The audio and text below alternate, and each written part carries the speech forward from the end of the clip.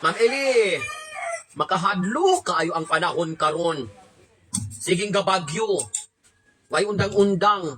Human sa kabagyo. Sundan na po og laing bagyo. Mahadlok ta, muyangon sa langit kay dagom kaayo. Ayaw kahadlok sa mga dagom sa kalangitan. Kay ang makahadlok nga dagom naa sa imong bilahan. Dagom nga gabit-bit og baga nga kasagbutan.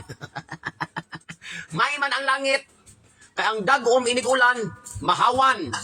Unya ang kahayag, imong makitaan. Sa kahayag, mapulihan. Pero ang dagom sa imong bilahan, miskan panimog shiban.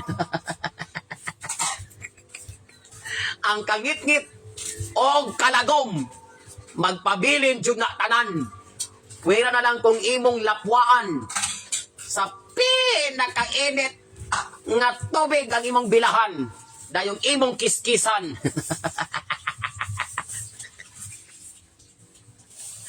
Mamurag baboy nga gilapwaan kaysa balhibo panang tangan. Maong ang tinuod nga kahadlukan, dili ang dagom sa kalangitan, kung dili kanang imong lagom nga bilahan. May man ang dagom kay ulanray gidaladala, inigbundak mawala na. Pero kanang kalagom sa imong bilahan, nagdala pag nagbaho nga dili masagang. Nga usahay di madala miskag hugasan. Bahalag bubuag muriatik ang kabaho mosokol sa katanan. Ang kabaho murag polusyon sa tibuok kalibutan. Munay ginaingon, ayaw kahadluki ang dagom sa kalangitan.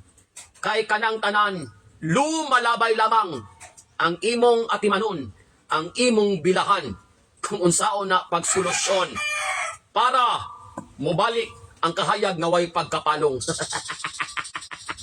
Kay ang bilahan murag na igag anuos. Pirti ka itom ang pangagian. Ay, nako. Laita na kanya mga palopyan. Job!